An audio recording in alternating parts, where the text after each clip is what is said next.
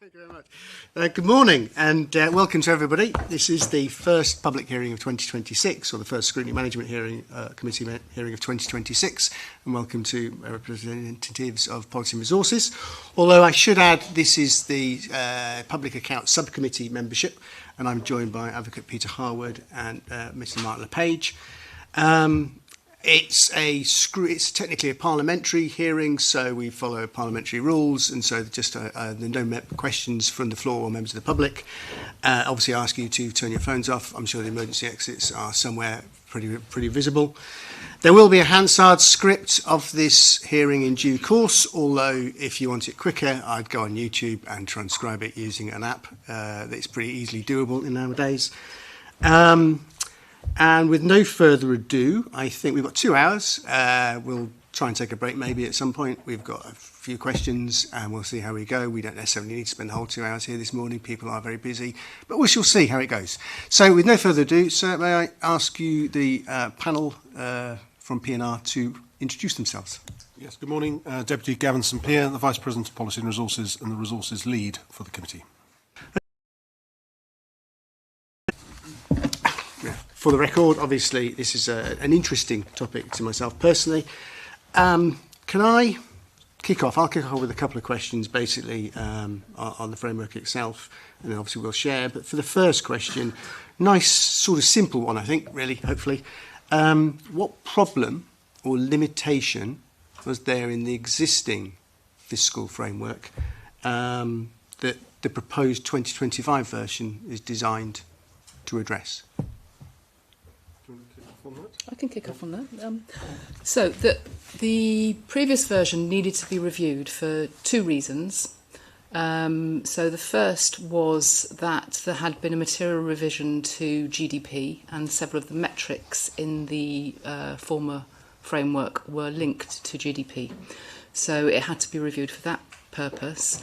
And the second reason was the change in our accounting basis, so the move to international public sector accounting standards meant that some of the terminology and definitions had changed. So we needed to look at the framework, and in looking at the framework, I think there was we were very conscious that that was the second time we'd had to look at the framework for changes in GDP, and therefore a wider review of the framework to make it more sustainable and long-term without constantly needing to revisit it was undertaken.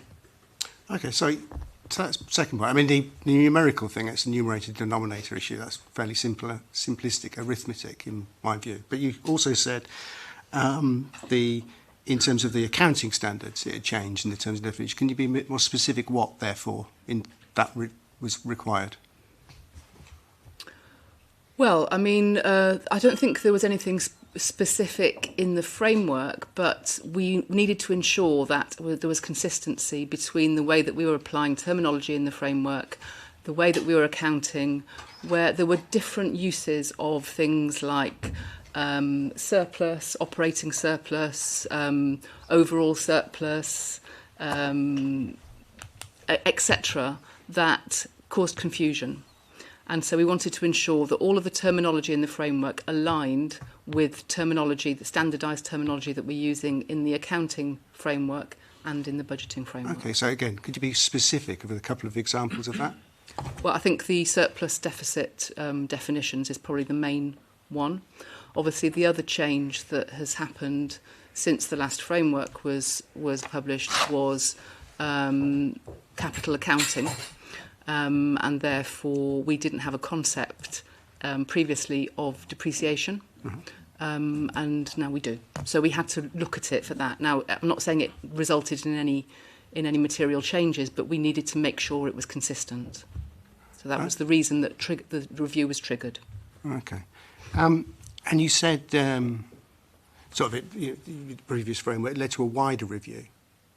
So in that wider review, do you think that the principles of the framework are a continuation of like the original 2009 version, or has that changed?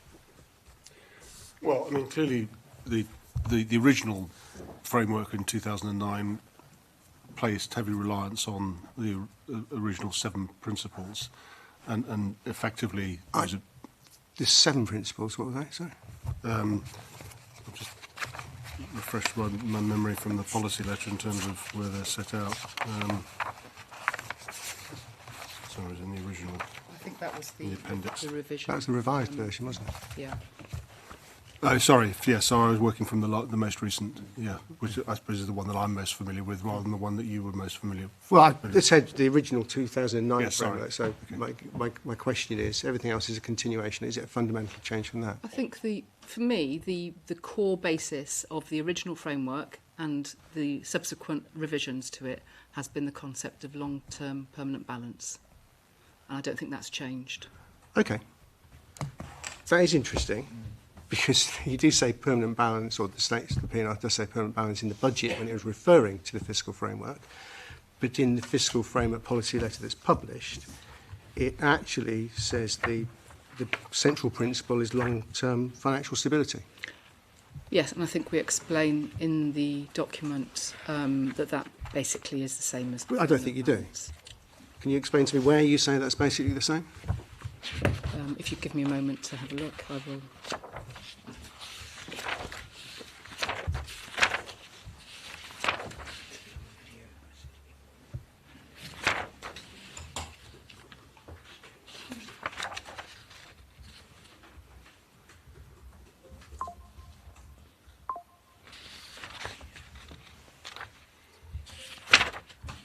I'm sorry, Chair, I can't find it at the moment. Okay, take your time. Can I just follow up on that? Because in the budget report that came to the States last year, I mean, there was a comment about the fiscal policy framework. You said it's current, this is paragraph 1.5 of the budget report. It's currently under review and an update will be debated by the States in December 2025. However, the guiding principle of the State's fiscal policy framework, which will not change, is a policy of long-term permanent balance. Yeah. There has been a fundamental change since that budget statement. And the document which the states are now being asked to look at, isn't it? Well, the Chief Resource Officer is looking in the document where it says that that's fundamentally the same. We're just waiting for her to find that piece. But something must have happened during the period since the budget policy letter was produced and this policy document. There has been a fundamental change. I mean, do you acknowledge there has been a fundamental change? No. I don't think there is I think there's a change in terminology, but there isn't a change in Are we principle. dancing on the head of a needle here? Well, actually, I mean, previously the fiscal panel has reported on permanent balance. Yes. Whereas now you've introduced a new concept. I suggest I'm not an economist, but I mean others around me who are. You now said long-term financial stability. Yes, well, And it's in bold, actually, isn't it? On yes, page paragraph 1. 2.5, it's proposed that the core principle be redefined as one of long-term fiscal sustainability. So actually, that's another change, isn't it? So we've got long-term financial stability as the central principle, core principle of financial sustainability, but the Chief Resources Officer said the framework is fundamentally the same and it's long-term permanent balance. And it's just said that actually that remains the same. And I've just asked where in the policy letter it says that. Yeah, so what we're saying is that we have redefined... Well, you didn't a minute ago, you said it's the same. You said the central principle is the same. Okay, I think we are dancing on the head of a pin because I think that the long-term financial sustainability means that we're balancing all of our resources in the long term, and we need to be in permanent balance, which means that we are managing our income and expenditure, our capital investment, our investments, and our debt to ensure that the states remains in balance. You can get fluffy with me, but it doesn't say that, does it? It doesn't say. You just said long-term permanent balance is the central principle, and I asked you to explain it's essentially the same, and I asked you. Now, I am an economist, and financial stability is a different concept. Okay. It worries me if the first page, central principle, it's wrong. Sorry, what's wrong? The central principle, you just said it's changed. No, it's the same, but it's different. As Peter said, in the budget, we said it was long-term permanent balance, and we're now saying it's long-term financial stability. Long-term financial sustainability is what is proposed. So you just for said principle. sustainability, and it's That's what the policy letter says. Sustainability. The policy letter 1.3 says the proposed framework is built around a central principle of long-term financial stability. Yes. You say yes, but you just said it was permanent balance.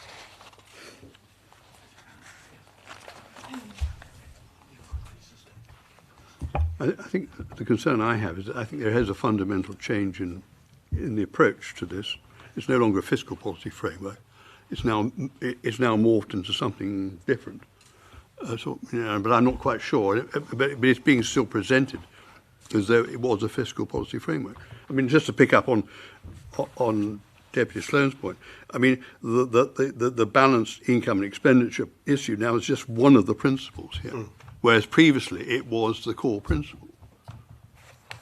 And I think we need to understand the reasoning behind it. I think it's no longer fiscal rules, it's no longer fiscal policy, is it? I think part of the reason for having a better explanation and showing the different pillars is to ensure that it is properly understood that balancing income expenditure does not just mean that tax revenues in the year and expenditure in the year need to be balanced. And that was very often misunderstood. So it's to demonstrate that long-term financial stability means that you need to balance income and expenditure, that you need to have sustainable investment, that you need to have healthy reserves, and that you need to manage your debt. Okay. And all of those things contribute to long-term financial stability. That's the core theme of the policy letter, which I would argue is very similar, not exactly the same as long-term permanent balance. I'll be pernickety about it. Yeah. Actually, financial stability as an economic concept relates to the workings of the financial system. It's not a fiscal term at all, right? So permanent balance is a fiscal term, and it's been used previously, and that was the central premise. Now, you're describing things. You're now saying it's better explained. Personally, I don't think it is, because that's some of our issues. You're now saying that financial stability, which is the wrong term, I'll hasten to add, is built around these four pillars.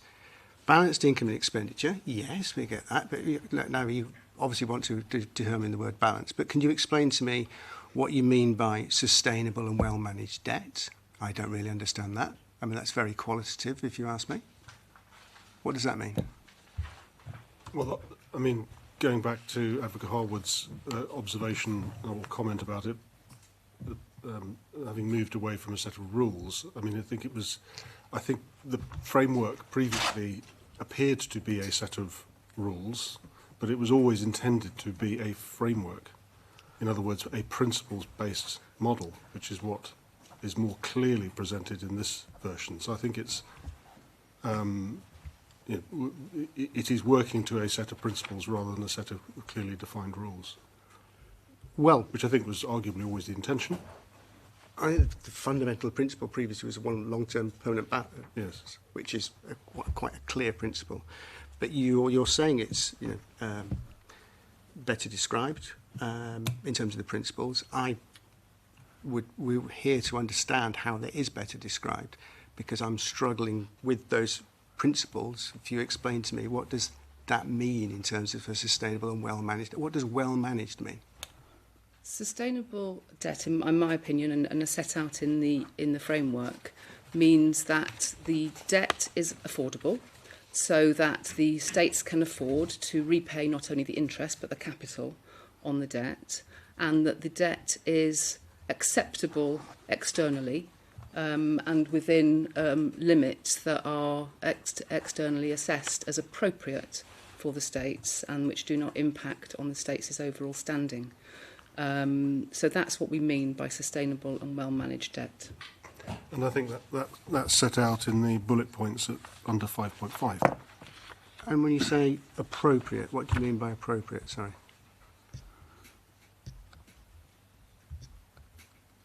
Well, you said the debt needs to be appropriate. What does that mean? Sorry. Well, you suggested in your question that it was a qualitative assessment. And, so appropriate is just qualitative, then we don't have to have any measure or criteria for what appropriate means? Well, as the policy letter makes clear, Ernst & Young, in their independent assessment, had previously indicated they thought that 30% of GDP was what they regarded as being an, if you like, an appropriate, affordable level of debt. Now that is their independent view. That no doubt that view may change over time as circumstances change, both for us as an economy and for the wider environment in which we operate. So yes, I think it is a qualitative assessment to be made by. So you agree this framework is essentially qualitative? It's Because you've moved from, like you said, you've moved from rules to principles. yes. And we're now relying on qualitative judgment, appropriate. You're looking at other affordable, and looking at, and as Peter mentioned, or Advocate Harwood mentioned, in terms of numerical limits, there's no definitions here about what that might look like. Well, reliant on independent assessment, but there's nothing contained in the framework to describe it or put hard criteria to it. No, I mean, the references to hard numbers are less clear than they were previously. I mean, we talk, for example, about the desire to build reserves. Previously, we talked about the ambition to build the core investment reserve back to 100% of public expenditure, and now we're talking about a medium to long-term objective of building reserves to 50% of GDP. So that is an indicative target. Now there can be a qualitative judgment as to whether that is the right target. And similarly, as we've already talked about the debt number, but similarly, of course, the whole discussion around CapEx and what proportion is appropriate for our economy is one that, again, you'll be familiar with, has been bouncing around for a considerable period of time as to whether there should be a hard target of 2% or 3% or 1.5% of GDP. What is appropriate in our circumstances at any given time? And I think these are qualitative judgments. They're not rules-based judgments. Can I just pick up on this? I mean, we've established that this is a new concept, long-term financial stability.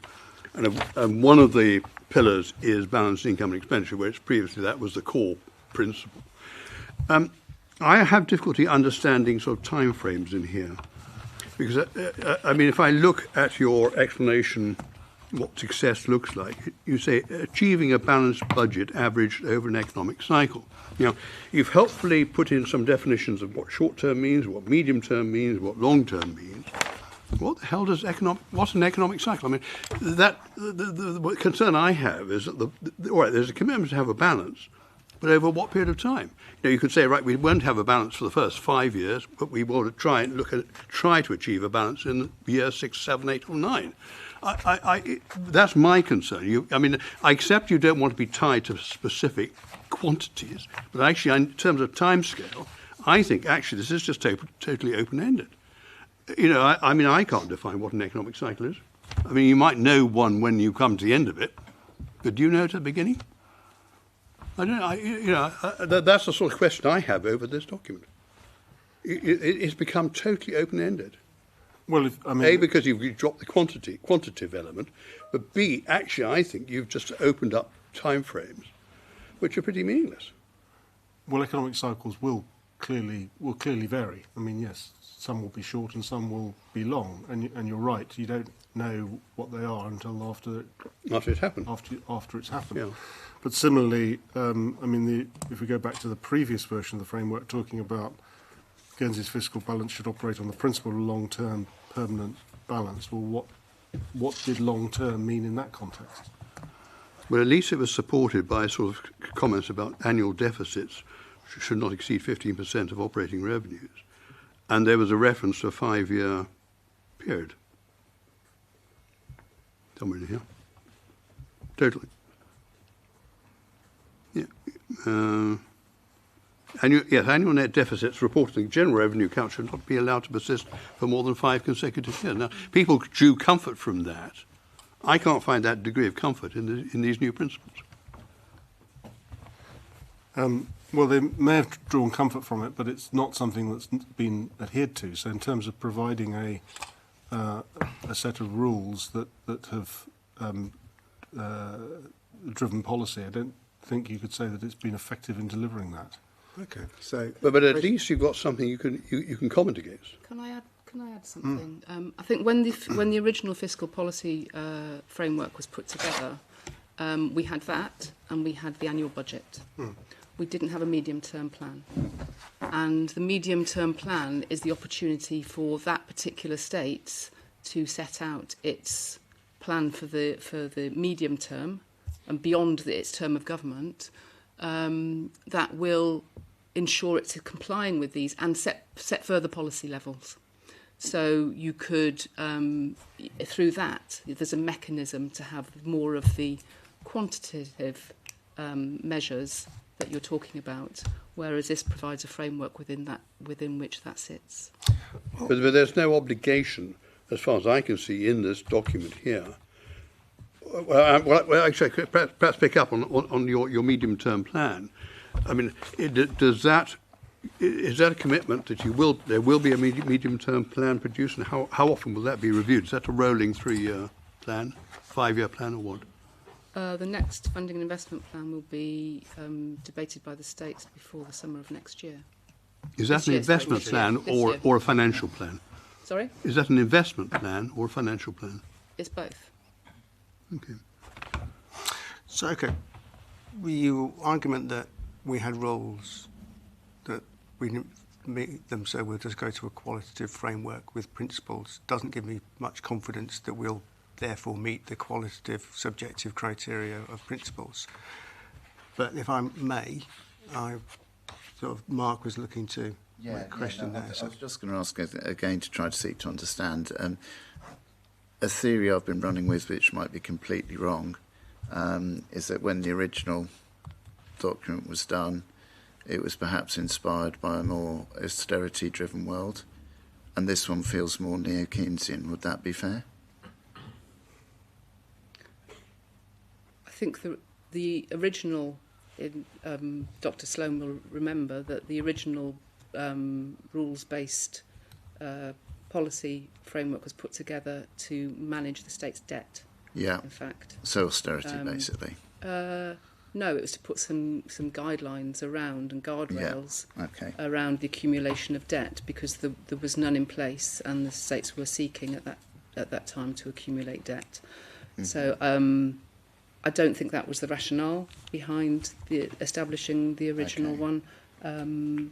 So no, I can't really comment on your analysis. I think the situation you just described does speak to the need or the importance of having an independent assessment, and therefore the importance of the fiscal policy panel, I think, arguably becomes more important in this model than perhaps previously, where perhaps previously their commentary was interesting but perhaps less important than it now is, because of the qualitative nature of the judgments. I mean, where it is now, I mean, the entire language, the language of economic cycles, the language of, seeking in and out of debt, even the language of using RCF, which is quite an interesting measure, but we'll come into that later, using RCF to manage working capital. That all suggests more of a neo-Keynesian approach than perhaps what the islanders traditionally look towards, and possibly therefore for the driver for this to, as it were, popularise the idea of wider forms of debt. Yeah, I mean, in terms of the debt, it's something we've discussed as a panel. But to the Chief Resources Officer's point about, yes, I'm pretty sure they drafted, as a civil servant that was involved in the drafting of the original version. It was a very conservative, with a small c, fiscal framework, which put in rigid fiscal rules to constrain unwarranted uplift in debt. This, and the thing about being able to judge and assess frameworks, is they need to have hard and fast rules and criteria against which judgment can be made. If one's reliant on qualitative assessment, it's horrendously difficult to assess whether something is successful or not. But before we get there, in terms of the role of the panel, the movement, and this has concerned all of us, from a hard rigid rules-based approach to a principles framework which gives the impression that it's talking about well-managed debt. Our concern is there is no constraints to what, you're talking about independent assessments, what's appropriate, what's affordable. There are no constraints there other than, quantitative ex post assessment. What would unsustainable debt look like? Well, I mean, I think accumulating debt that can be serviced but not repaid, to me, would be unsustainable debt. Well, our current levels of debt are unsustainable then at the moment, aren't they? No, the funding and investment plan has modelled repayment of that. So that's included in all of our assessments. Well, is repayment of any debt. I'm not that we've understanding how accumulated. that can be the case if we're running a structural deficit of 77 million as prescribed by the framework, as prescribed by your document. If we're in deficit by 77 million, how are we paying back debt? We're accumulating deficits. So that's not balanced. It's not sustainable, but the modelling has at least incorporated the repayment of that debt, which drives. But you just said it part of was the, sustainable. I asked you what sustainable debt looked like, and then I said, well, our present level of debt isn't sustainable, and you said it is. And then you've just said it well, isn't. it can be repaid. But not without us running a deficit. Exactly. So it's not sustainable. But we've also got according to reserves. the old rules or this rules, surely. Yeah. Okay. Is it sustainable? Not in the long term, not unless the imbalance in income and expenditure is addressed. Okay. Hence the interaction between the pillars. But I think you said earlier, Deputy Sloan, that the question of GDP was simply one of the denominator and nominator. I think that brushes over actually what is quite a significant issue in our case with the nature of our GDP, which is overly reliant. Not overly reliant. It is Disproportionately comprised of profits. disproportionate. Thank you. You got there even faster than me, which I'd expect given your background. Yes, it is disproportionately impacted by corporate profits and the volatility of those. That feeds through in a rules-based world to quite significant effects. Yes. Is there an alternative denominator or numerator that could be used? I mean, I think people have sort of come up with one or two other ideas. I mean, one test might be the actual measurement against the income of the states. It's Averaged over a 3-year period. Yeah, I mean, one of the alternatives would be to substitute GVA for GDP, but I still get the same issue. The challenge with GVA is it's normally done at sector by sector level, so you then have to accumulate them up. Personally, I think it's a red Sorry, herring. Andy, the other interesting thing about GVA, of course, is that it doesn't include any sales tax in the figures, which GDP does, so but I'm not going to open that I know can it of worms today. constitutes a problem, but it's a very, very resolvable problem. It's a red herring because it is only a step change. So if the rationale for using GDP is that it allows you a measure against time. So you're not looking for an international comparison. Where we struggle with is international comparisons because everyone calculates their GDP differently. Large economies, don't compare to ourselves. Against time, we calculated GDP back to 1969 in 2009 in the same way. So we had 30 years of data. Now, obviously, if you change your methodology, you have to change your numerator and denominator. Your ratio changes. That's all. It's a very simple arithmetic issue. And you restate absolutely everything going back, you backcast it. And the fact that we've changed twice the way we're calculating GDP is concerning, I think, more than anything else. And the fact that we didn't restate our GDP at the time was also concerning. Okay, well, both. But I think it's a very minor arithmetic issue, in my view.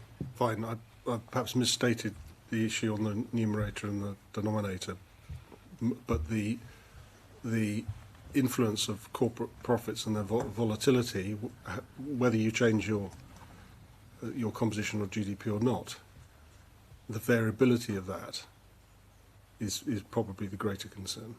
Yes, and hence you look through for the long-run permanent balance position because it's the long-run position you look at. However, you still need some measure to use, and you used Ernst & Young's 30% figure.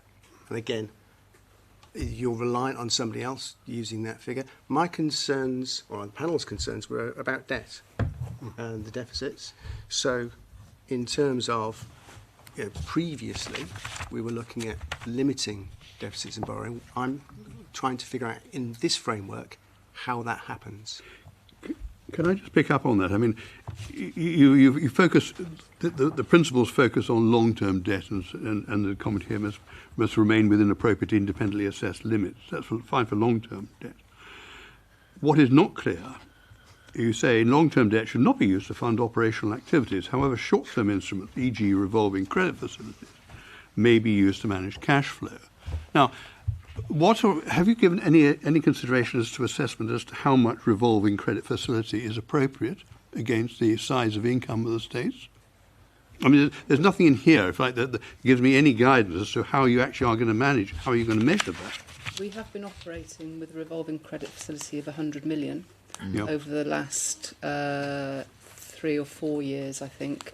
The drawdown has been pretty low, but we do have very lumpy income, and so we have drawn down on it to manage our cash flow. Yeah, but I understand 100 that. million is the size of the facility, but the drawdown has been significantly less than that. But I mean, given I think that the deficit or cash flow deficit is 100 million-ish last year, and projected to be the same, roughly the same for this year.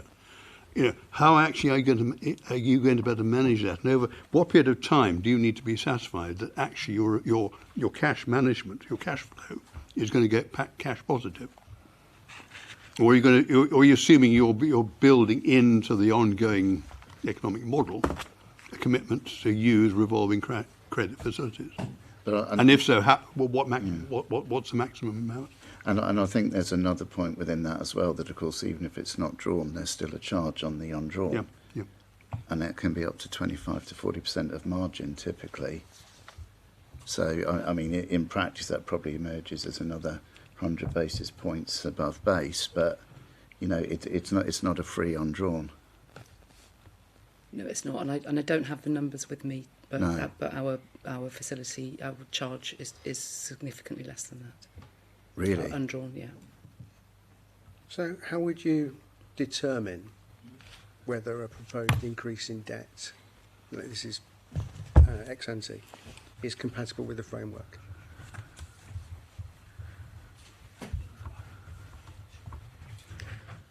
Well, I think using the principles of the framework, you'd need to be able to ensure that you could repay the debt. You'd need to be ensure that you are not having to draw down on your reserves to pay the debt. Yeah.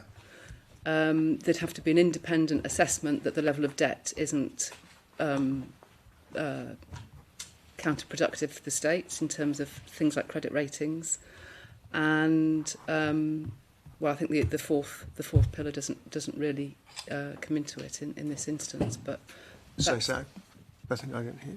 I was looking at sustainable infrastructure investment, but I don't think that's as relevant in this instance. But I think the whole point is that in accumulating debt, you'd need to ensure that you're not impacting on your reserves by accumulating debt, or that you're not going into a deficit position because you're accumulating. So I've got debt. an interesting question. It's about immortality. About It's about immortality. immortality. Yes. So if government was immortal, which is, the framework says it sort of is it would never need to borrow, would it? Because it's immortal. Why would it borrow if it was immortal?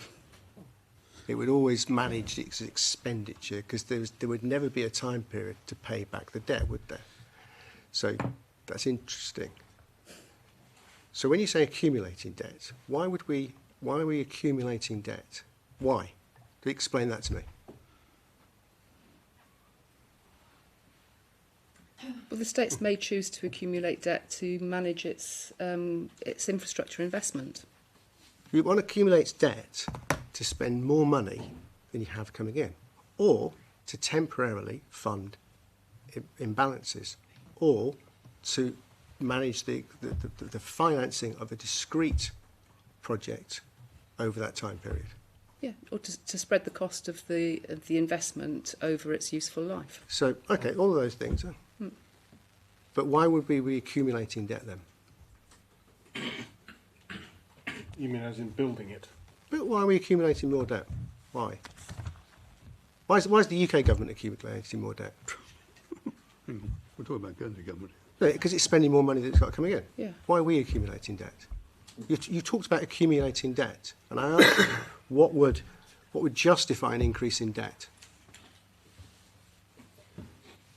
Well, I think the previous response deals with that. It is, principally going to be about your sustainable infrastructure investment and building assets and funding that over their useful economic lives, rather than relying on, and a lot of that, of course, is dealing with the mortality of your taxpayers. The government's immortal. No, but the taxpayers aren't, are they? But And there is an equity issue between today's taxpayers or yesterday's taxpayers funding assets which they will never get to enjoy. And therefore there is a good reason for assets to be funded and paid for by future taxpayers who will enjoy those assets. Except in the aggregate, it doesn't matter, it's immortal. At a government level, but not for those who are actually paying for it, which is... Okay, I'll do another arithmetic exercise then. So in terms of reserves, you've got a reserves target of building up to 50%. How was that worked out? That was based on I think it's very clear in the framework that, that's not a precise number, but it is... We don't like precise numbers in the framework, do we? There is no absolute for the right level of reserves, I think is what I'm trying to say. But the fiscal policy panel... But we've said that healthy financial reserves are a principle, so there must be some notion of some working out. And the sub-notion is 50%. How do we get there? How did we get to 100% of the core investment reserve originally? Well, I'm asking the questions, not answering. No, but it's the same principle, isn't it? No, I don't know. That's what I'm asking. What's the principle? What's 50%? Why 50%? It's a judgment call on what is seen to be reasonable for an economy of... Whose judgment? It doesn't say. Well, it comes back again to the qualitative nature of the framework, and therefore the importance of others to be independently assessing. If everything's qualitative, how can it be judged?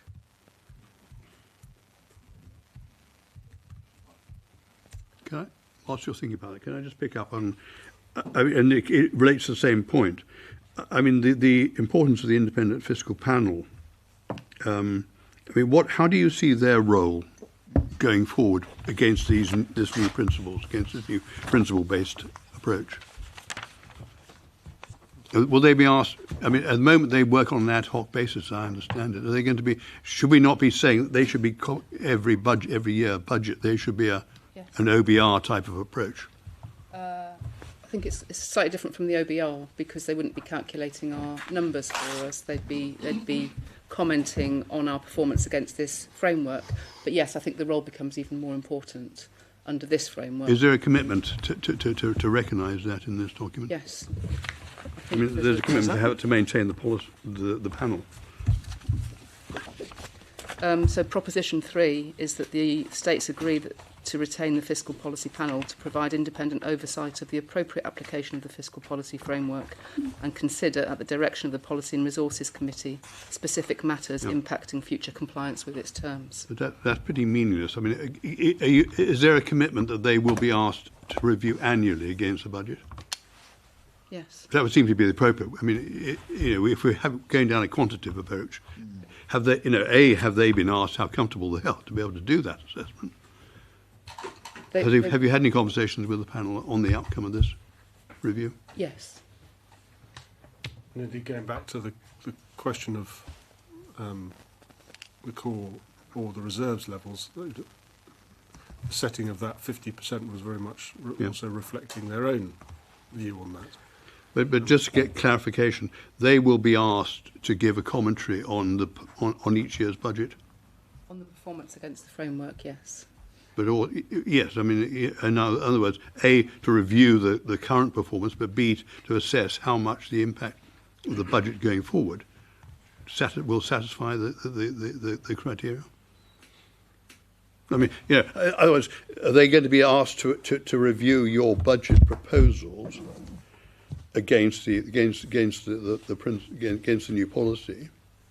No, I think we envisage an annual report against the framework, not necessarily a scrutiny of the budget proposals. But again, you did use the word appropriate. It's very when you said appropriate assessment. It's not defined, it's concerning. Many of the terms in here are used without definition. In the move from rules to principles, things have been left very open-ended. And you said you used their sort of thinking on the 50% level, although I notice it does include the social security funds, Yes. which again are sort of effectively hypothetical. One point you say we shouldn't really include them, and the next minute we do. Why was that? Sorry, whereabouts in the framework do we say that we shouldn't include them?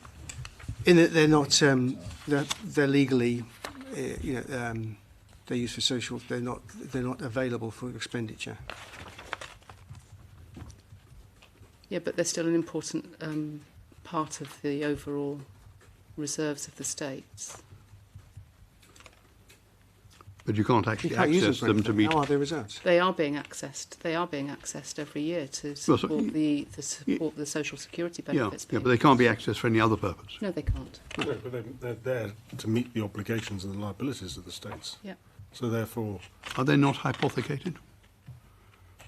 yes, they are. But then I mean, I was just wondering, in an assessment, I mean, if you're a banker looking to look at what are the available reserves of the states, can they count on those? But in the context of your long-term fiscal sustainability, you've got to take into account what your long-term liabilities are. Well, no, because that's social security payments, and it's separate to the revenue, and so therefore it's like I've got a mortgage. Well, I can't use there's certain expenditure items I can't include for my income for how much I can borrow. Well, that's the whole rationale for debt being related to the tax revenues in the first place. But if there's nothing left in the hypothecated fund, then that liability will fall on this year's taxpayers, which will. Okay. Well, that's 30 years hence, isn't it? Sorry. That's like 20, 30 years hence. So we. The social security, I don't know, permanent balance, you bring it in, but in terms of any immediate borrowing, it's not. You don't have access to reserves. We're talking about long-term fiscal sustainability. So it is relevant in that context. In terms of your revenues, and whatever, but in terms of counting them as reserves for the revenue position, they're not, though, are they?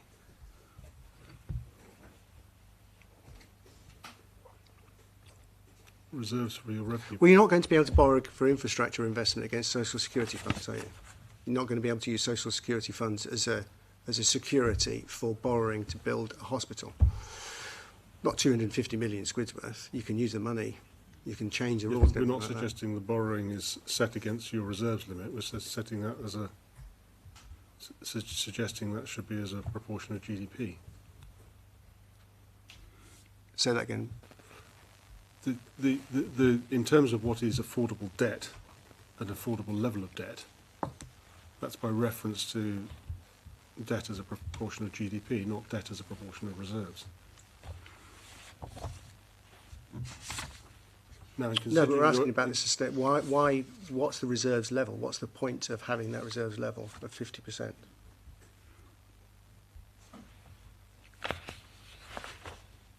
So what was the thinking? 50%. Why are you including the social security reserves in that target? Because the social security reserves is related to social security expenditures. So why is it in the reserves target? Well, it may be a social security obligation, but ultimately, if the social security obligation cannot be met, then it becomes a general taxpayer responsibility, which is going to need to be met in year. Yeah. But in terms of, yes, that might be the case, but how is it in your arithmetic target of 50% of GDP? What's that to do with? Why? There's no explanation of how this comes about in terms of 50%. GDP. You talk about Iceland. The 50%, yeah, the 50% was a suggestion by the fiscal policy panel. Okay.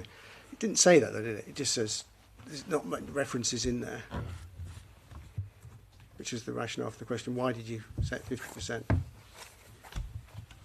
Good.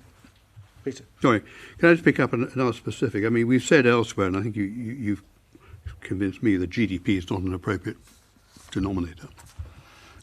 Yet you still use it for the purposes of reserves. What's the logic of that? Well, I didn't say it wasn't appropriate. I said it's a challenge to build a rules-based model that is reliant upon it. Particularly in the short term. Particularly in the short term, yeah. Do you still think it's an appropriate measure for other purposes? I mean, we touched earlier, I think perhaps on your previous question, Advocate Harwood, on whether there are any other alternatives, and I mean that's an open discussion, I guess. But I think it's GDP is a widely recognised and understood metric, and we've talked about some of the challenges with others such as GVA. So there isn't an easy and obvious alternative. Really, in the absence of anything else, GDP is the best you can use. I mean, I think as I understood it, it's more of the volatility of the GDP because of the profitability, or otherwise within the corporate sector. That's the problem. It's you'd need to basically get a cyclically adjusted return, which, you know, given the size of our industry and the number of players and the proportion of revenue in only a few firms, that makes that smoothing very difficult to do, I suspect, is the point that you're making. Can I ask one more question around the debt? Sorry to come back to this point again. So within there is rightly said EY's assessment, so Luke Reeves' assessment on, you know, where things would need to be in terms of a gearing level, if you like, before the capital rating agencies will start getting rather excited about it. But the capital rating agencies are one thing. There is also the appetite of the market. If we were to keep on going back and dipping in, did EY give any indications about what the appetite of the market would be versus the credit rating agencies? Because they are, of course, two different things, and CRAs really haven't quite got the guilted feeling that they once had post 2008, 2009. So I guess the question I'm going for really is how credible would we be to the market if we kept on dipping into a pot or going back for new? Well, I think that the advice that we've been given is that we're a very attractive proposition in terms of debt for long-term investors. But obviously, if we kept dipping in, yes, I'm not sure that would be advisable. I think the states need to have a planned programme. If they do wish to accumulate debt, then it should be a very carefully planned programme of doing so. And I don't think it would be attractive to investors if we're turning up on a frequent basis. Yeah, sure, thank you. I agree with that. So going back then to the RCF, this, as I understood the principles here, RCF would be very much used as a working capital management tool. Would that be fair?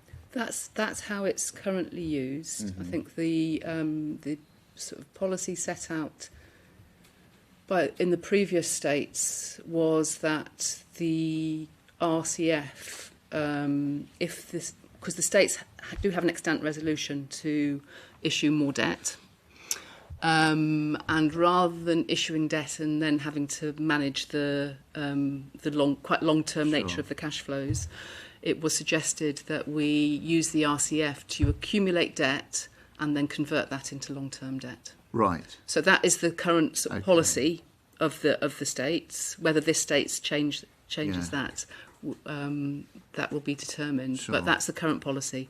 But the small, well, I say relatively small RCF that we hold at the moment is really managed is used to manage timings and cash flows and to avoid drawing down from reserves at the wrong times, etc. Sure. Okay. Fine. And my understanding of the policy letter is very much actually that there would be quite a guillotine put down on let's convert the RCFs into long-term debt. The long-term debt would match infrastructure projects. Yes. So effectively, that it's looking to guillotine the previous approach, the policy letter.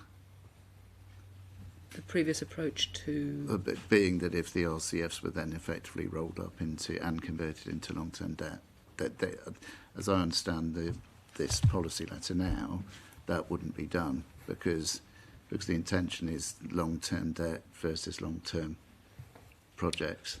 Well, I think that would still be allowable under this framework because that's a mechanism to achieve your long-term debt, which best manages your cash flows. But that's effectively financing a short-term working capital position as opposed to an infrastructure project. Currently, that's how the RCF. So I'm being. I'm not trying to be difficult, but I'm not entirely understanding the question. I think. Tell me if I'm wrong, but currently the RCF is used simply to manage cash flow. Yes. The intention is that it will be used to manage infrastructure investment ahead of issuing long-term debt, and I don't think that is inconsistent with this framework. And that partly reflects the market's appetite, of course, in terms of your opportunity, as you said, to access the market. Yes, there indeed. are minimum tranches. Indeed. Clearly, there's merit in long-term debt in terms of securing fixed rates rather than the variable rates of an RCF, which is obviously one reason why you would seek to do it. But Sure. the market appetite, underlining your first question, of course, is another variable which Indeed. will be in constant change. Yeah. And again, isn't something that can be determined or, really impacted by the framework. So and this is a bit of an unfair question, but I think it's worth one to think about. Given the current geopolitical uncertainty, would say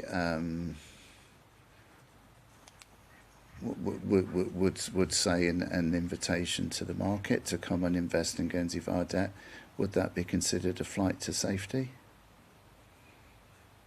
Sorry, would the market regard an investment in Guernsey a flight to safety? In the current environment? I'm not sure that. I think hearsay, wouldn't it? I think I'll agree that's an unfair question. Yeah, fine. Fine, get on. We focus. But can I just quickly go back then to this point, because I completely understand everything you've said around the principles about bringing it through. I'm not sure that's fully drawn out in, particularly where the 4 pillars are placed within that box diagram summary. How that box diagram summary reads to me, and it could be me misunderstanding it, is that there is a clear dividing line between the financing of short-term debt and how that's done and the financing of long-term debt. Now, it might just be that I've misunderstood that. That's not the intention. Okay. So I think the intention is that it's very clearly a principle of the framework that long-term debt cannot be used to manage short-term operational matters, but can short-term debt be used to manage infrastructure? I think that would be appropriate in certain circumstances, as I've explained. But that's quite an asset liability mismatch, though, isn't it? But only on a short-term basis until it's converted into long-term. Can I raise a question then? How actually do we fund operational deficits? I mean, I think you've acknowledged that there's a budgeted deficit, there's a deficit from the previous year. How are we funding that? They're funded from our limited reserves at the moment. It's drawing down reserves? Yeah. Okay. So would you envisage, or is any suggestion that there should be some built-in debt to cover those deficits? Or are you just going to draw down reserves until there's no more reserves? Well, that's the need, hence the reason for a requirement for a long-term fiscal plan. But will that address your past deficit? Well, it doesn't address the deficit. No, it doesn't address your past deficits. But again, the framework expresses the ambition to rebuild your reserves to 50% of GDP. But again, it comes back to one of the fundamental questions, and one of the changes, if you like, between the new policy and the old one, there was a clear statement, you couldn't run deficits for more than a certain number of years. Yes. There's no such commitment in the new policy, but does beg the question: well, how are you going to fund those deficits, and how long actually can the states physically run deficits? Well, I think that's been made clear to the states in its previous term that the reserves will effectively deplete by 2032 if no decisions are made to alter the path. Yeah. So obviously we've been focusing on debt, and I think because we as a panel all do think it seems to be a debt management framework. And I do worry when I hear the market appetite that we're an attractive target for people to lend us money, and it does get the sense that there's that unconstrained increase in levels of debt. We're going to take a break, but I'll leave a question for you in terms of, ask the question again. Now, we've talked about EMY, 30% level of GDP. Again, we use the word GDP. There isn't anything else to use as an anchor. That is higher than actually our overall share of government of revenues. I'll leave this one with you. In terms of 30% of GDP, and tax revenues originally the original fiscal framework was used as the revenue stream by which it's security for borrowing. So social security revenues are not security for borrowing, but the tax revenues are. Now that level of GDP is higher than our share of GDP of tax revenues. My question is, how is that sustainable? Because that is not that crosses the long-run permanent balance rule. And can you tell me what what an appropriate level of debt might be in this well-managed framework after the break? Can I just come back on just one point of accuracy in that? The 30% that EY were looking at was as a group, so not just taxation through taxation, but the States of Guernsey group, so looking at Guernsey Electricity's requirements, the Guernsey Housing Association, etc. Some of that obviously is debt that is supported by commercial income streams. So that 30% was overall, it wasn't for the government per se core. Thank you. That does answer that question. And it comes back down to the second reason why you changed the framework, GDP numerator denominator. The change in accounting standards, that's the issue. Because your revenue stream of core government is what is the fiscal position, but you're conflating the wider group with that because the states is probably is there as security for what are commercial utilities. And if commercial utilities borrow, the shareholder of the state stands behind it. So yes, I understand the rationale for bringing that in, but it doesn't give me the rationale for why that's relevant to the overall fiscal position. But we'll take a break and we'll come back to it.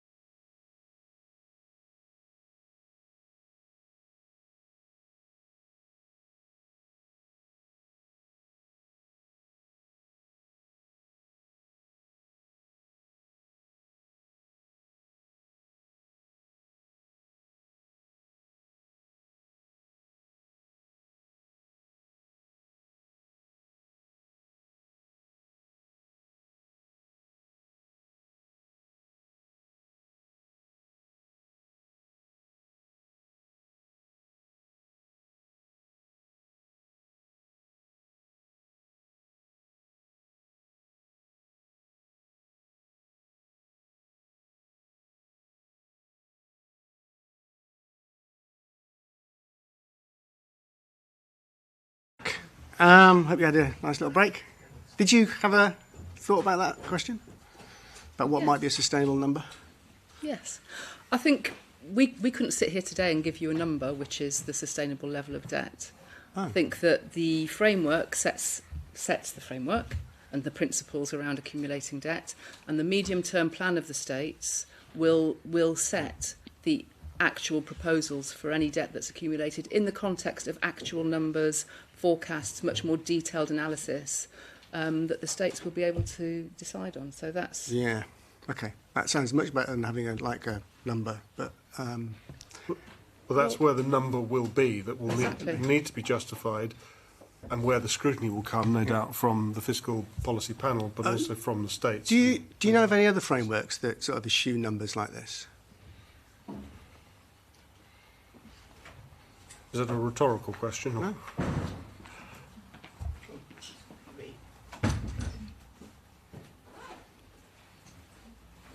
I'm not aware of any. I mean, the Maastricht criteria, that's a number. You know, you'll find that most fiscal frameworks have numbers, but okay. Look, we'll move on. We do want to talk about a bit more about debt. We explained our concern about expenditure limits and compliance. But this session will probably be a bit shorter than the previous session. But what I do want to start off with just this afternoon is to go to the economic growth issue. You know, I'm an economist. I appreciate the fiscal issues and economic growth issues are sort of not necessarily as directly related as some people think. But it does say in the policy documents, trying to find it now, that the 3.10, that actually the fact that we've not been investing is we've routinely breached earlier versions of the framework, and this has likely suppressed GDP growth. And I was just wondering if you could justify that and explain that for me, please. Within, as you know, somebody must have gone and worked this one out, I assume.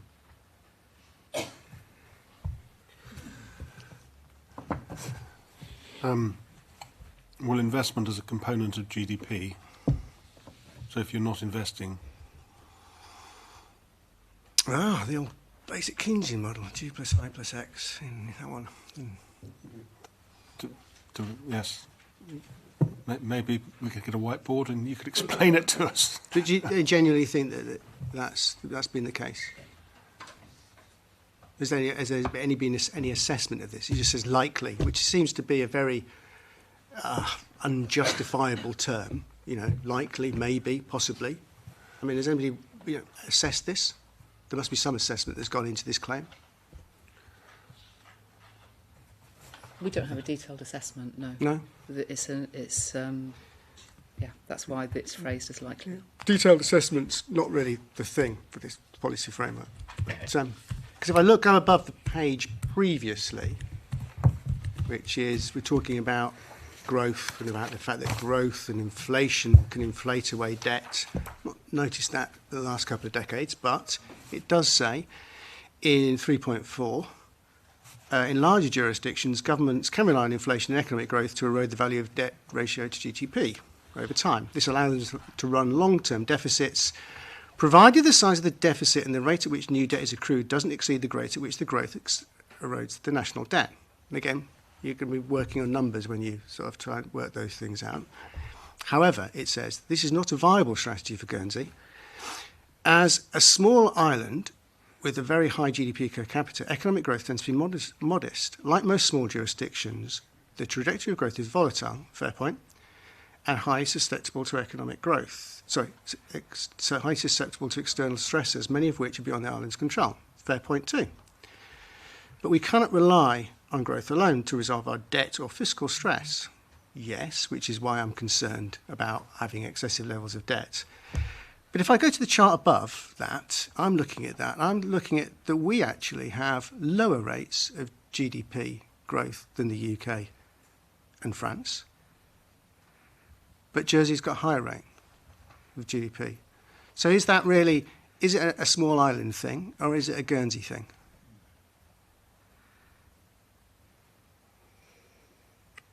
And this is average over 10 years, so it's not like a volatility issue. Mm.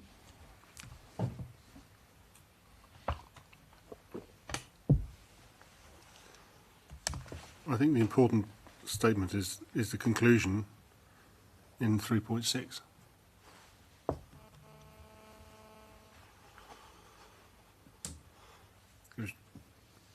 However, we're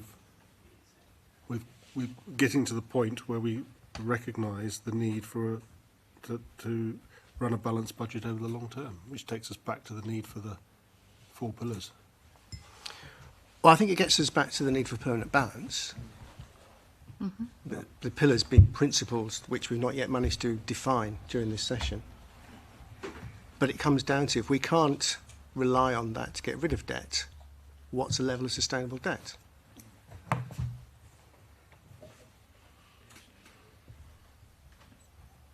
Which drives us back to the same response to your previous question, which is there isn't a number in this document other than the broad assessment by EY in relation to 30% as a percentage of 30% of GDP, but the need for the funding and investment plan to assess it in detail at any given point in time, which is will be a rolling assessment looking at the economic conditions and economic growth. It doesn't sound very robust to me as a framework. I mean, you're relying on an assessment that was done over 24 months ago. We could have had an economic cycle in that time, for all we know. Sorry, relying on. You've just referred to EY, 30%. Well, that was 24 months ago. It's all. Yeah, and the framework requires that before any new debt is taken, a new assessment a new independent assessment is sought. But this is all very dynamic, isn't it? In fact, the phrase used that, the dynamic, isn't it? Can I ask why Sure. the 24 months? I mean, it seems a long time ago to be relying upon an assessment, given, as the President was saying, economic cycles, change of interest rates and all sorts of things like that. I mean, to suggest you can rely on something that was done, an exercise done 24 months ago to justify your level of debt seems strange. I think it was just to recognise that it takes time to make policy decisions and get decisions made that would authorise debt, and then there might be timing decisions around when you actually go to the market. So that was the reason to give it. But within 24 months, I mean, we've seen it. I think over the last 24 months, you've had 2 years of deficits. So, your reserves level has been eroded, and yet you're still relying upon that same GDP measure. Well, it is a maximum of 24 months. I mean, you may wish to not rely on that and have a more recent assessment. I think in the context of a decision being presented to the states as to whether to seek an additional tranche of debt which may have a life of 30 or even 40 years, then looking back over that sort of time frame perhaps gives it some context. So I think Peter's point was, Perspective. it was 2 years ago. It will have clearly worsened if we've been spending reserves, and in that time period, so it ought to have noticed that point in the report. But I suppose you're saying, Ryan, we've got to make some sort of judgment about debt and borrowing. Well, we're going to have an independent report, which is a jolly good thing, and we're also going to rely on an assessment at the time. Right, I get that. Can you explain to me what the criteria will be, ex ante, i.e. beforehand, what that judgment will be? How are you going to determine it? I don't want a principle. I want an explanation of how this has happened. Well, it's going to be a projecting forward about your ability to sustain the repayment of that debt. That's what the affordability of debt means, isn't it? And that will. But there's no rules here. Well, I'll give you an example. Is there a situation where you would say this framework would say no? Yeah, if looking forward, if you worked through the funding investment plan, you've looked, the states have made all their decisions in terms of their tax policy and spending decisions.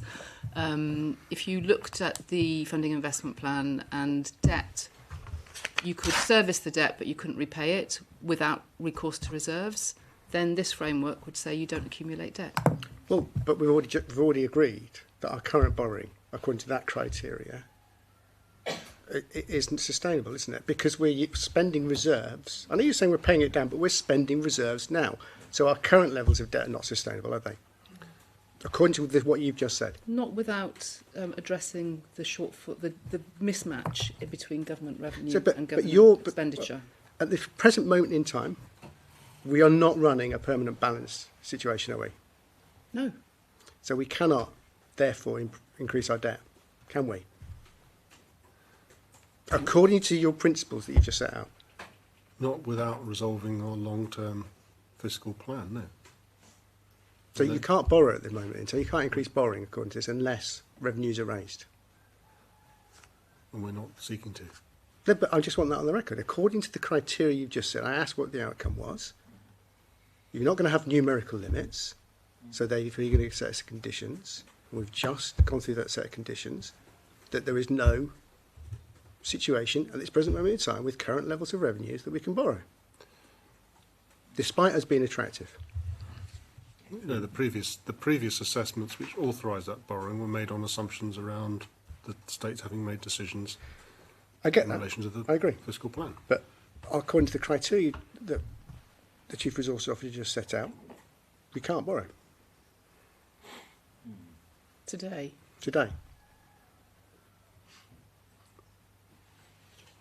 And notwithstanding ENY's optimistic forecast, suggesting you've got headroom up to 30%.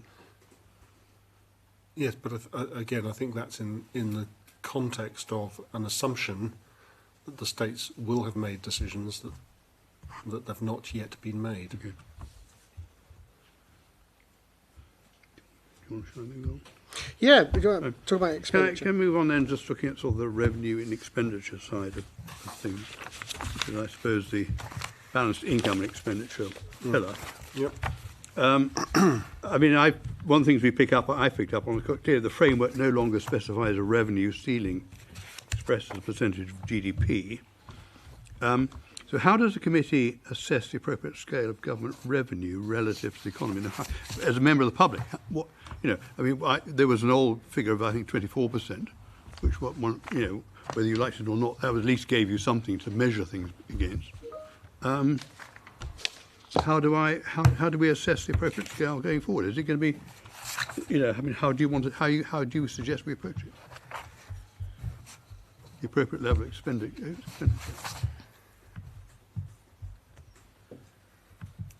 Well, I think each state could make a policy decision around the appropriate level of expenditure.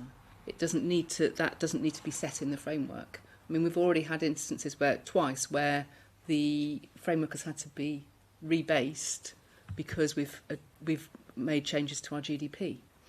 We agree that's just an arithmetic change. It's just. But it does reduce confidence in the long-term nature of the framework, which is why the framework has moved away from that. Now, there's no inconsistency with the states deciding a limit on its expenditure or income. Within the context of this framework, that would be entirely appropriate. But the framework, the long-term framework, doesn't include it. So each state can make up its own rules as it goes along. In terms of the actual expenditure against as a percentage of GDP. Well, each state will be determining its annual budget as it goes along. So the community has no ability to control that. There's no comfort we can draw saying the states are not going to go AWOL and blow the ceiling. Do you think the framework should introduce a constraint, or even implied? I don't think there's any evidence that its presence in the previous framework had any impact, material or otherwise. If it's not there, is there any incentive then for the states to actually control expenditure? Yes, public's expectations about services and their willingness to pay for them. That ultimately is what will drive political decisions on an annual basis. But I suggest that without that sort of ceiling measure, the community just can't draw any comfort from actually being able to control expenditure. Well, again, I would restate, I don't think there's any evidence that its prior presence has impacted prior decisions. Well, except I suppose it gives you a level of scrutiny against comparable jurisdictions. I mean, that's one of them. That's one of the comforts, if you like. You can see, Guernsey is 20, we can go up to 24%.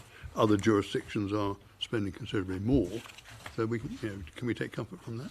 Well, that comparison can still be made, and indeed, to the extent that that comparison has been made up to date, it's been made in the context of actual expenditure, not by reference to the purported limit in the previous framework. Okay. Can I move on then? Sorry, Peter, it's not because to actually get us into balance in a structural sense, some might argue that we need 150 million pounds more revenue, and that would be a few percentage points GDP. That's not the reason for its omission that we're looking, no? In terms of revenue, the share of government revenue. Well, I mean, if you take that kind of view, then the committee could have built in a couple of extra percentage points of revenue into the target that was set. Yeah, no, it's been done in the past, hasn't it? When we talked about headroom and stuff like that. Yeah, So is that a reason for its omission, not for its? No. The reason for its omission is for the reasons set out, and I think there are much more effective ways of controlling expenditure than through the fiscal policy framework, Such as through the funding and investment plan and the annual budgeting process. How's that worked out for us the last 10 years?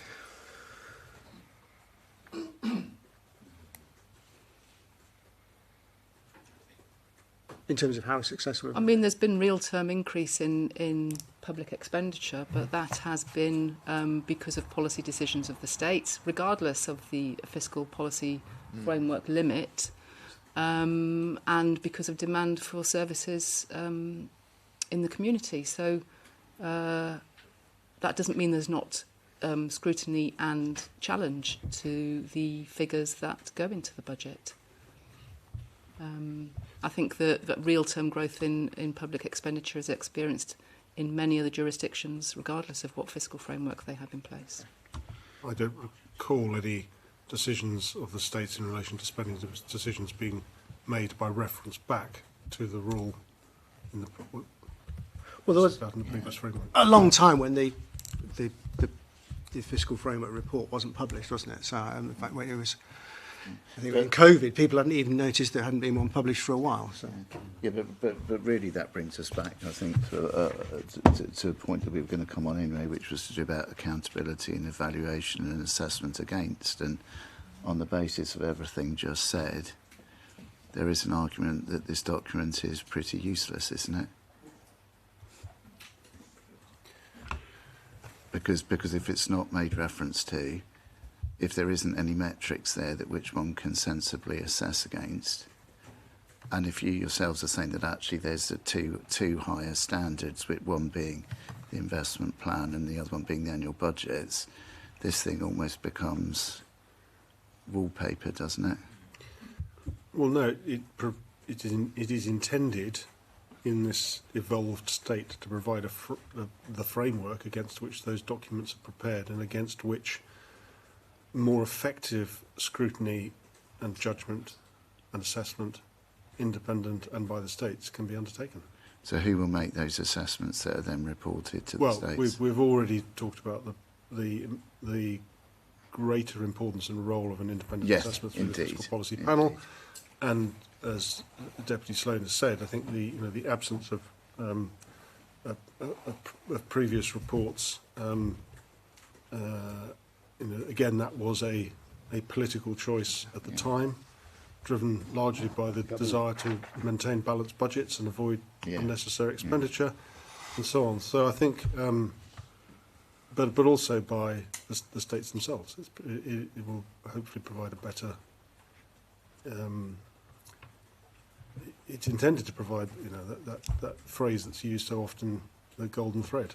It's the starting point that should run through. Sure.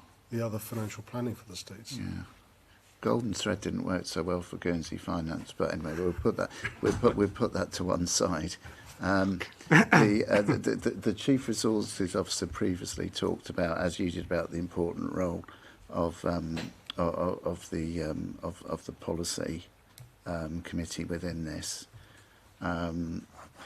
I recently heard the previous director of the OBR speak quite persuasively on the impossibility of his job, and he's got a big army behind him to try and give it. So again, I think it comes back to the how of this. How would such a committee provide the, well, apart from anything else, have the resources to then assess compliance that would then presumably make some form of report to the states at the time of the annual budget? Is that how you would envisage it working? How would there be an appending comment similar to what happens in the UK? I think an annual report, definitely from the Fiscal Policy Panel. Yeah. I mean, it's not a well-resourced panel, clearly. We've got, 3 independent experts sitting on the panel. Civil servants to support that work. But we're a very, very different scale, and their role is very, very different from the OBR. And it is limited to, and what direction is given by the Policy and Resources Committee, but assessing performance against this framework. And they might use lots of other metrics in so doing. So, but I don't think we necessarily want to link the Fiscal Policy Panel report to the annual budget. No. So can I ask? So again, it comes back to my how is this document then going to be assessed for compliance against what people are doing day on day? Because the overwhelming message that came from the director of OBR at the meeting I was at a couple of months ago was the data's likely to be wrong anyway.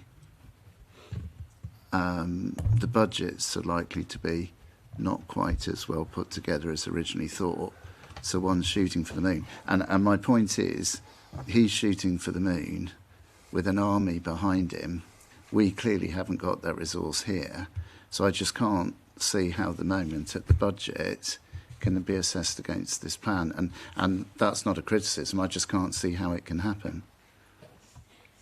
Well, again, I think that the really valuable contribution from the Fiscal Policy Panel will come at the time of the funding and investment plan, that being the real meaty policy decisions of the states. So I don't think that the panel commenting on the budget is necessarily where the states would get the best bang for their buck, as you say, in terms of use of that panel. I mean, personally, in principle, ignore practicalities, the budget would be the appropriate juncture, in principle. Practicalities aside, and look, I appreciate I have been a member, and I also, serviced the original panel. We were very high maintenance. But they were. Was it as high maintenance as when you were on it? Or? No, it was like chalk and cheese. We had 3 ex-MPC members, which were, they were used to some rather sterling civil service. Anyhow, but my point being, in terms of what concerns me is the sort of the governance and the requirements of the panel. Insofar as it's not stated in the policy letter what that report has to set out. So it's not time invariant. The brief, in my personal experience, is now prone to change. And it's whatever PNR determines brief this time around. It's not specified in the report. And ultimately, the governance arrangements are idiosyncratic, I think is the best word. Originally, it was a policy council appointed panel which opined on the TNR operated revenue position. Do you believe that governance arrangements presently are appropriate for PNR to be judge, jury, and executioner, as it were? I think one of the challenges we always face in Guernsey is obviously designing structures which are appropriate and proportionate for our scale of government and our needs. So, is there an ideal model? There may well be, but if that produces, significantly greater cost, then that needs to be, that's a political judgment that needs to be taken into account and accepted. In relation to your operational experience of the panel having been on, if you like, both sides of that particular table, I think that is, clearly that is valuable insight and experience, which, I've not had as a part of the commissioning force of the You have been part of the decommissioning force when the panel no longer reported. Yes, no, I indicated to you before that was a political judgment driven to remove costs from government at a time that we were seeking to balance the budget in accordance with the extant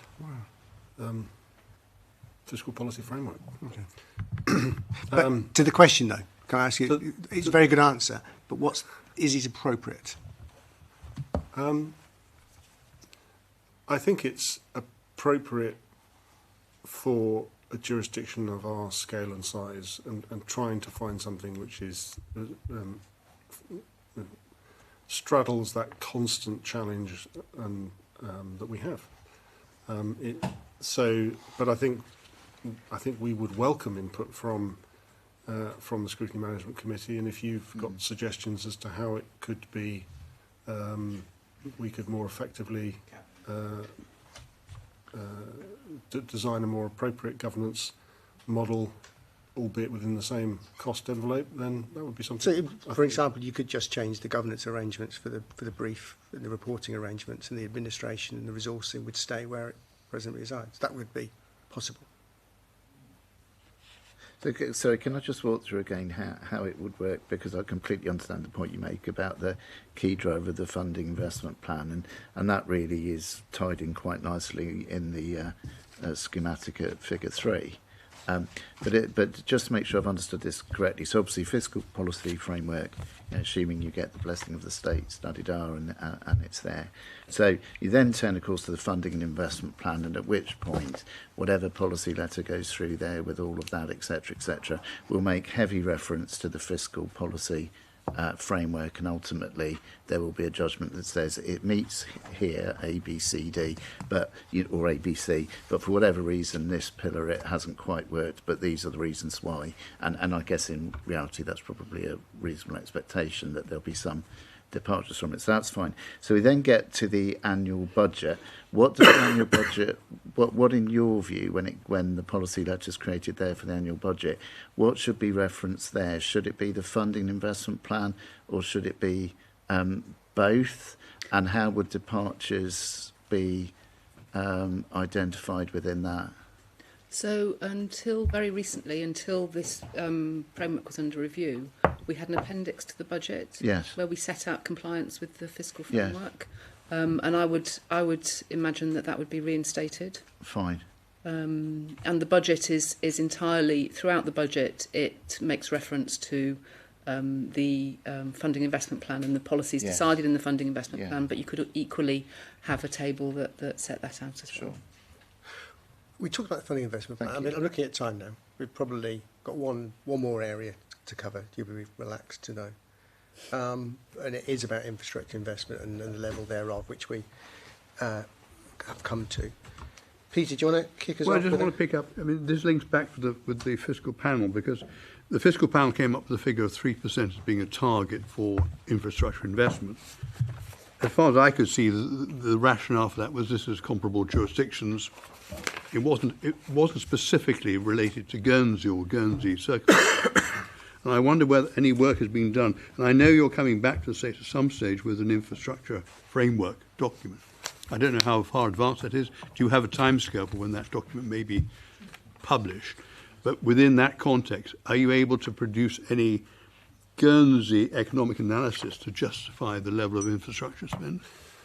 I mean, as I hinted at earlier in relation to this number, it's one that has been kicked around for quite a number of years, as trying to find what is the appropriate number for Guernsey. as and particularly again, given the nature of what underpins our GDP, and therefore actually 3% of a large number that's driven by corporate profitability isn't necessarily the same as 3% of a if you like, more normal economy.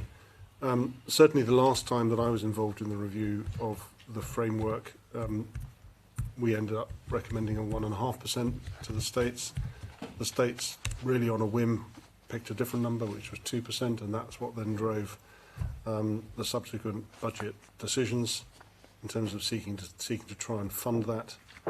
I think what's made clear is the 3% here is not.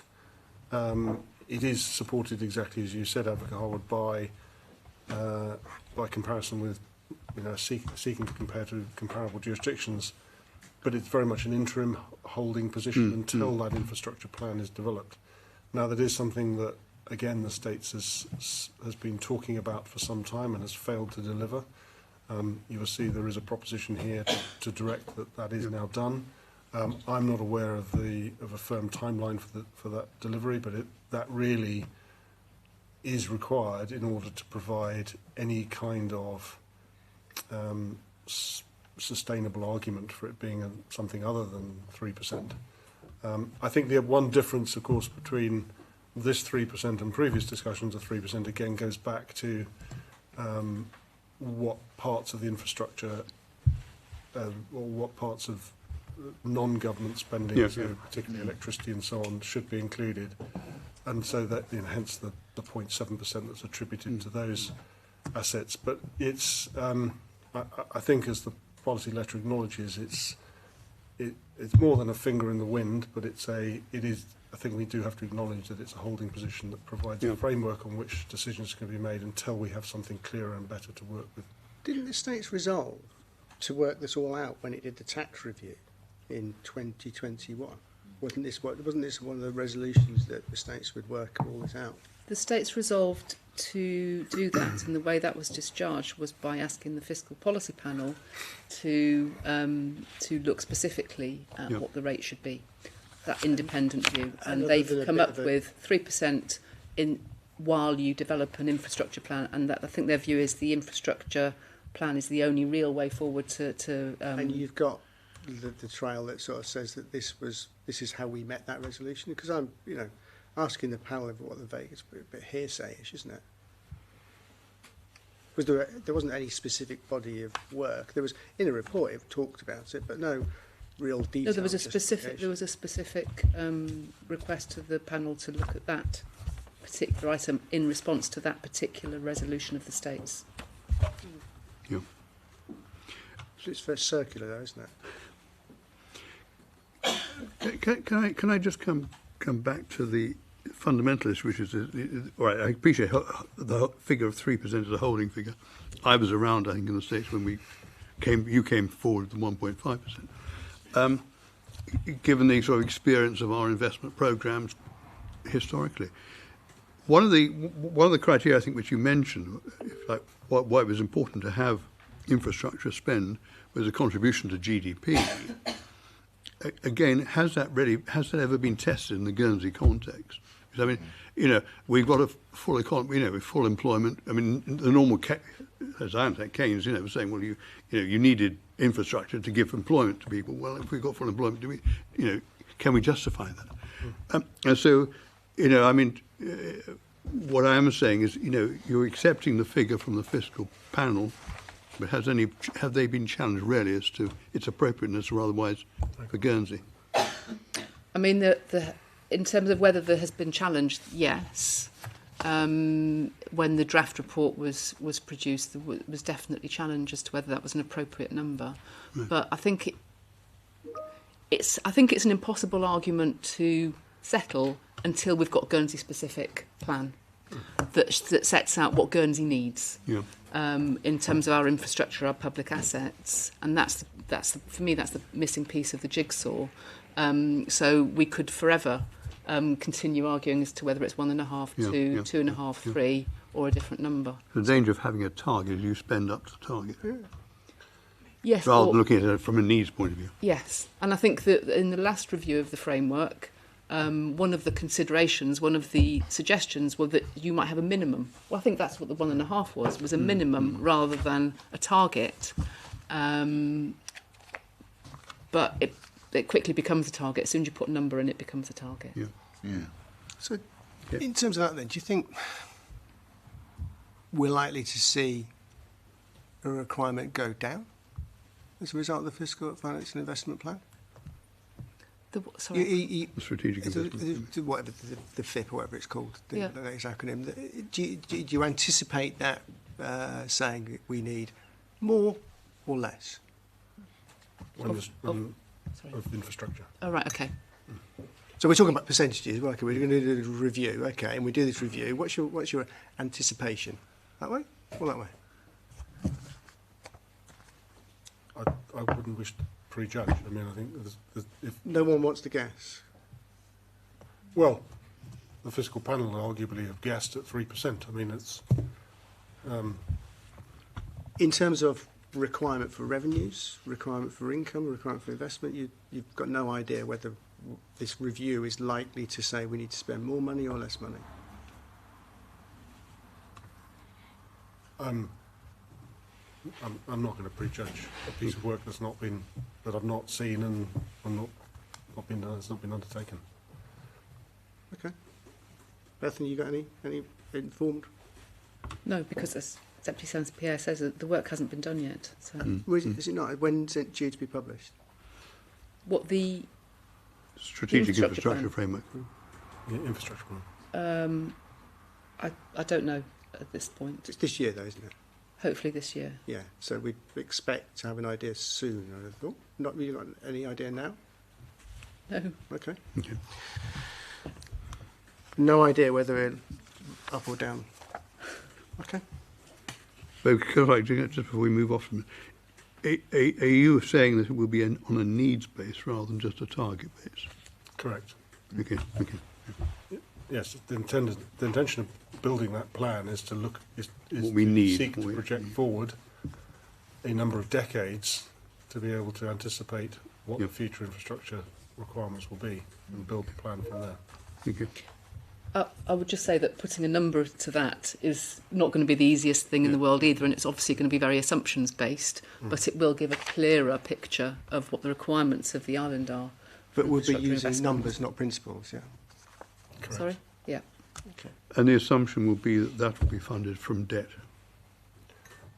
Not entirely. No. You know, we're somewhat depleted in reserves. Not much left in reserves. So what's the alternative? A restructuring of our fiscal plan. Okay. And bearing in mind that that's been talked about this week, presumably, I think it was reported this week. Have you got any idea of the structural adjustment that's likely to be required to conform with these principles? That's set out in the policy letter. In this framework, the fiscal policy framework, what's the Sorry. structural revenue adjustment likely required to meet these principles? Well, the policy letter sets out that the structural deficit, I can't find it now, is 90, on this basis, would increase from what was set out in the budget of 98 million. I don't want to get it wrong. But that's for, or that's just for this. That's the structural definition as defined today. As defined in this policy letter. Yeah.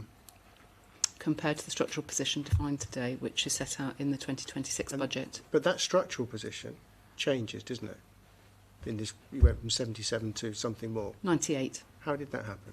Remind me. Well, two main things. One is the change in the assumption around the investment in infrastructure.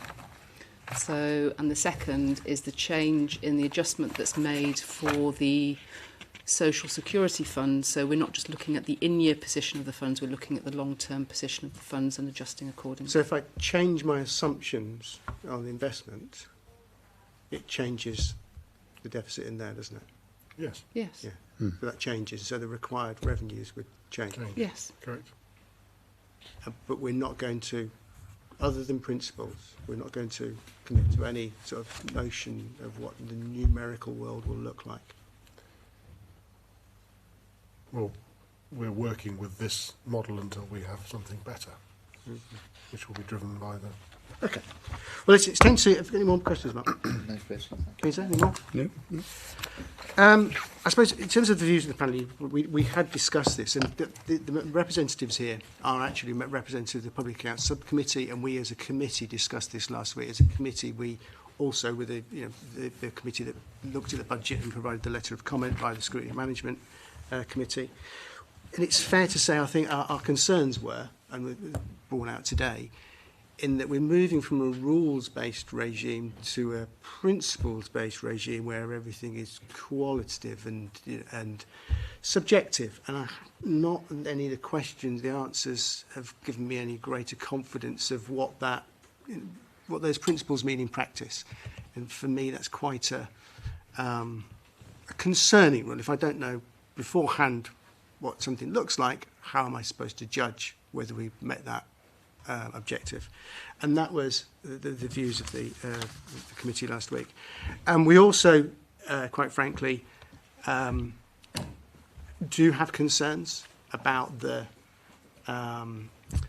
movement. You know, fiscal frameworks are supposed to be there in place to constrain fiscal governments in their fiscal, remove the latitude, as it were. You know, that's the policy rationale behind them, and it felt a little that that was being removed with this, but a lot of the policy framework has been designed with the objective of more borrowing in mind. And again, that was the reason why a lot of our questions focused on where this notion of what was unsustainable would look like. And we'll go back and look over the answers, as you'll see. But thank you very much for coming. It was, we'll go back to repairing our roofs. And we look forward to the debate in a couple of weeks' time, I think. Obviously, plenty of other things to keep you occupied in the interim. So thank you very much, both of you, and everybody else for coming.